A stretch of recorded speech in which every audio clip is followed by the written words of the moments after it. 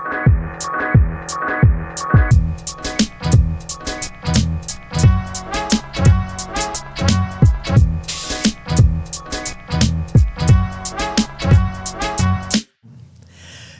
ora.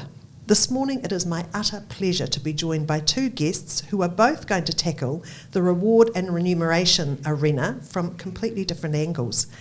Now I have Una Diver here from EY who will tell us a little bit about herself in a moment, and Kirsten Corson from Zilch. So good morning to you both. Morning, Jane. So Una, you start. Okay, so I'm a partner at Ernst & Young, or EY, and I lead the reward practice. So basically, the easiest way to describe this is if you ask me to party what I do the money end of HR. So pay, benefits, incentives, long-term incentives, recognition, all of that stuff is what my team do. And I'm co-founder of a pure electric car sharing business called Zilch, and also co-founder on two green fleet businesses as well. Wonderful. Now, we're not entirely sure how this is going to go, but my hunch is there are going to be some trends that will be really important that come out of this conversation. So wonderful. Now, look, before we start, my first question usually in any interview is what was your first paying job? So, if you can take us back to a very long time ago, possibly. Well, Jane, what do you say? Mine was actually... I was tea lady at the hospital, so all the way through university I worked in the most hideous green smock that you can ever imagine, like sicky green, and I used to do the evening shift in the hospital, making teas and coffees for, first it was actually in the geriatric ward. The psychogeriatric ward, which was interesting because they used to escape, and then in the children's ward, basically. So I did that for 4 years and I loved it. It was so much fun. Oh, wow. Mine wasn't quite as exciting as yours. Mine was sticking labels onto vegetable packets. I remember I used to get paid 20 cents for a box. And those were in the days where 10-cent, lolly mixes were enormous. So it was quite a few years ago, but not quite as exciting as a psychogeriatric ward. Yeah, Oh no, thanks for sharing, because we've all got to start somewhere, and we do. And both of them are intriguing. So thank you. Okay, Una, we're going to start the ball rolling with you. Now, this year undoubtedly has been a year of profound change and challenge. We've had work from home experiments forced upon us. We've had people really struggling even to pay their employees. No doubt what that means is that organisations and companies are rethinking reward, recognition, what motivates individuals. So I wondered if you could kick off the discussion telling us what you're hearing from employers at the moment and what's your advice to them right now. So the things I'm hearing, if I think about it, is probably... It comes into four key areas. So the first is budgets, which we'll talk about in a minute, but literally it's about trying to do more with less, or think about how actually I'm going to manage my budget. The second is around retention and workforce planning. And funnily enough, actually, as I drove out of my drive to go to this today, I actually almost drove over a friend, actually, which is probably not the best thing to do, but never mind. And we were talking about what was I going to do, and I said I was going to come to this podcast, and she said, but it's really hard to get a job. And I said, look, actually retention is a major issue still. There's still a lot of issues around retention. And actually I'd roll that in with workforce planning, because there's a whole lot of organisations that have actually had to pivot and change, or that their markets have pivoted and changed significantly. And what the people that they needed 5 years ago, probably even 6 months ago, actually are not the people that they need now. The third one is talent challenges, which probably builds on that. So there are groups of people who are really struggling to find work at the moment, but we know at all ends of the spectrum there are organisations who are struggling to fill.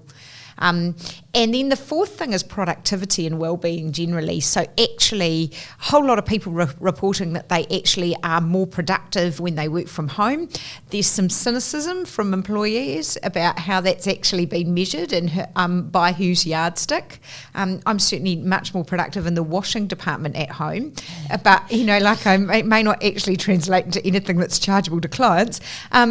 And also wellbeing. So put that whole productivity and wellbeing and how people are saying about it. And then you said to me, what would you, what's my advice? And my number one piece of advice for employers actually is about being creative. So understand what it is that people want and think about what you can trade off. So actually you don't need to add more and more onto the top of the pie. You know, it doesn't need to be the cream and the jam and all of that kind of thing as well. You can actually think about what you might want to trade off, what you might have been providing people in the past that you actually might need to, that you might want to retire now basically because its time is finished. And then the second thing about that is actually then thinking in an agile, in sort of agile design. So having the courage to do some fast failure really around trying some stuff that's new, and if it doesn't work, moving on to the next thing. It is interesting. We recently ran a report, of which I have a copy here for both of you actually, and it did suggest that 49% of people currently in employment are re-evaluating their employment because of the way they were possibly treated during COVID. So there are some interesting statistics coming out, but like you say, it doesn't have to be the bread, the jam, the butter and the cream, but there is something definitely there around assessing pay at the moment, and that the conundrum between being able to reward and recognise people, particularly in their salaries, and pay freezes. So what's your advice there? So you're right, there is a lot around pay at the moment, and let me give you the boring data because I'm a left brain girl. That's the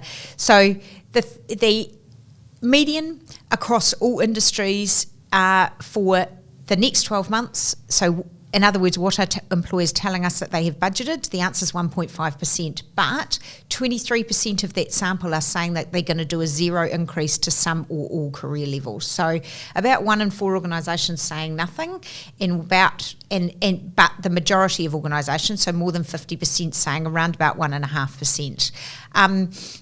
If I were to use an analogy, that is a very thin slither of Vegemite across the toast. So if you were going to spread that across the whole of the organisation, you need to be aware that actually that is not going to make some people very happy. So this is where the creativity comes in. You've actually got to be courageous about some of the decisions that you make. So this may be the year, the next 12 or 18 months might be the time at which you go, you know what, I'm not going to do cost of living increases. And any of you that are thinking I'll just do the CPI, which is under 1% at the moment, I just implore you don't. Because an increase of less than 1% is actually, it's a slap on the face to some people actually. Sure. They don't even value it. You're better to do nothing and for many or some, and then focus on the talent that you really need to retain because they're a key part of your business, the people that you believe are really high performers, and the skills that you think that might be part of your future, and then actually direct your 1.5% to them. Because if you think about it, 1.5% of your whole payroll over a smaller group is going to give you bigger increases. And also get really creative about the other things that you might want to do. So things like, I can't give you a pay rise now, but I can put you into training, for example, or skill development, or give you the opportunity to do different projects, all of those kind of things. People get that it's hard out there at the moment, and so they're quite open to that sort of thing. And then the other thing that we're seeing is that organisations thinking about basically retooling people, for want of a better word, around different workplaces, different workspaces. So giving them the tools and the ability to work in different places, either in different offices or even from home. So, investing in that kind of thing. Right. Look, I think you raise a really good point there, because this whole work from home thing, I chatted with one individual who works for a council, and she only had time in the first level 4 and 3 lockdown to grab her laptop and bring in the barbecue table from outside, and that became her workspace for however many weeks, So I think preparing people to be agile to work in different places is a great thing. But the other thing I was going to ask you is whether you have an actual case study, of an organisation who's responding in a particular way, in the way that creatively. And just while you're thinking of that, I will tell you about a ministry that we were talking with last week, and they were an essential service. But they have had a number of people leave to go and retrain for other roles because they that they're actually kind of stressed in at the end of their tether. So it's a more extreme example, but it's woken their ideas up around the notion that they can actually train people on different things. It doesn't just have to be that vertical of their job. Yep. Any comments about that? I do actually. I'm just, I think the thing, and you're bringing it up actually, is that whole what do you do about wellbeing broadly? And I think there's a few continuums that organisations are struggling with. The one is that whole flexibility. So I want to encourage people to be flexible. I want to support their need or their desire to work from home. And we've got a global study that actually says that 63% of individuals who had never worked from home previously have now expressed an interest in working from home 1 or more days a week. So that whole, I want to be flexible, I want to support that. But actually also the thing that's coming through from employers more than more at the moment is actually, but what about connection? Because there's a group of people who went into their cave at home and they haven't come out again. Yes. And then there's this group, and then there's some organisations who've actually said, you know what, connection is the way we do business. Being in a room together, making decisions on the fly actually is the way that we work. The second one is that whole policy versus complete freedom. So, I laugh at EY. We'd love a good policy, and we were very policyised around working from home, and, you had to get approval before you did it and all of this sort of thing.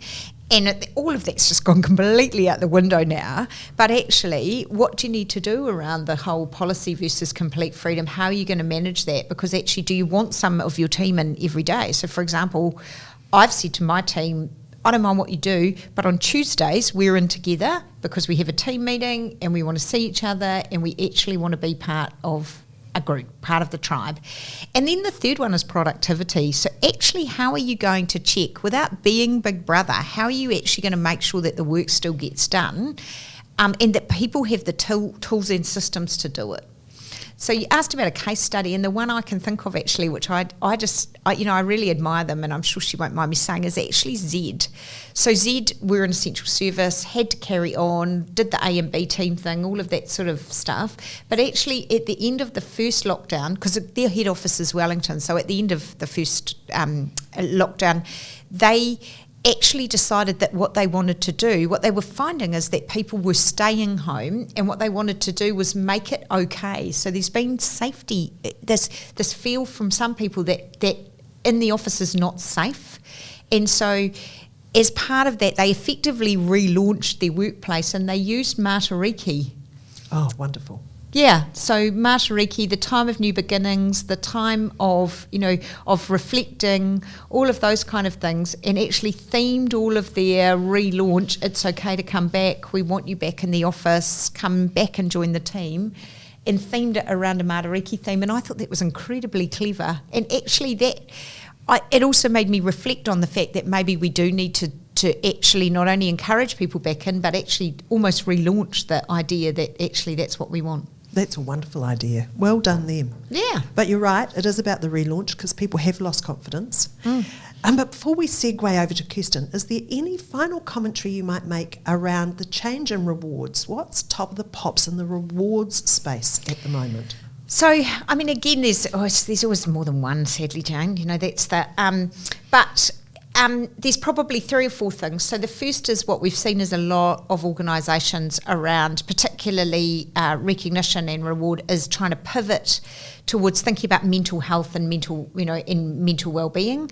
We've talked about the flexibility piece, so that whole organisations thinking about how do they tool people up around flexibility and working from home. So, and one of the things that we've seen is people changing their benefits policies to offer things like at-home workplace assessment, that sort of thing, and that real focus on wellbeing generally.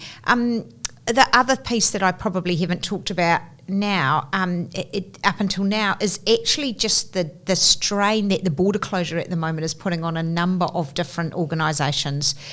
So we are seeing about 68% of the companies in our database said that they were impacted by border closures, and 58% saying that it's actually providing talent challenges, i.e. they can't get the people that they need. And the other thing that we are seeing is a real need to retain people. So I'm doing more in retention incentives than I've ever done in my life before, and also more in thinking about there's probably 7 or 8 groups of skill sets where we know that they are akin to chicken's lips, really, i.e. you just can't find them. You know, like, and it's the things like agile design thinking, anything to do with online or digital, because of course thinking of the number of organisations that have had to come up with a really good digital presence or totally revamp their digital presence. But then the final piece actually is around sustainability. So there's been quite a significant amount of work done around sustainability by various businesses, and really understanding that it's key to purchasing decisions, to employment decisions, and to the way that they operate, and it's the right thing to do. So a lot of organisations thinking about how can they actually use their remuneration frameworks, like their incentives, to actually encourage sustainable thinking and sustainability outcomes within their business. Well, look, that's a perfect segue, because we're over to you, Kirsten, and this is where the rubber of the electric car meets the road, and the widespread belief that the actions of employers right now will actually define them in years to come around this particular issue. So what say you about the world you're involved with? Well, just to add what you said, I think it's great to see at a governance level within boards actually just not looking at the cost and profit, but looking at what is the carbon footprint for the business and how can they decrease that. And that's certainly something that we've seen from when we launched in 2018 with the electric cars in Christchurch. There was a lot more of it looked good, and there was a bit of greenwashing from businesses coming on board. But now when we talk to businesses, there seems to be a more sincere conversation around sustainability. So I can see, as a country, we're evolving, which is absolutely awesome. But to answer your question, Jane, it's amazing, businesses purchase the majority of new cars in New Zealand. So, as a business, you may think, we're only going to keep this car in our fleet for 3 to 5 years, but then that car goes on to drive on New Zealand roads for another 10 years. So the decisions that businesses make today on what they purchase have a huge impact on our carbon emissions moving forward, because, the average car in New Zealand emits 4.6 tonnes of carbon a year, so that's like 9 elephants, worth of carbon. That's quite big. So, I would empower businesses to challenge themselves and think, about the decisions they're making today, will have a long-term impact on our country. So what we have seen over this year is that some organisations have got their listening ears on big time. Others have been actually quite tone deaf around some of these key messages. So as far as you're concerned, what are some of the key messages that they should be hearing that people are trying to tell them, but they might just be filtering out at the moment? What are you hearing? Well, I think, the majority of businesses are looking at their P&L and seeing different lines and how can they reduce their costs and I guess cut the cloth to fit, which is what you were saying before, Una. So, my question would be, do you have to include cars in a salary package? Can you offer your staff a mobility allowance? So then your staff can choose. They might scooter to work, they might, catch the bus, they might walk. If they want to have mobility, they can choose, whether it's, something like Zilch, which is pure electric, or they might want to own their own car, but they've got that choice. And when you think about Colmar Brunton research came out 2 weeks ago, their latest research, and it showed that the majority of New Zealanders see sustainability as as a key issue.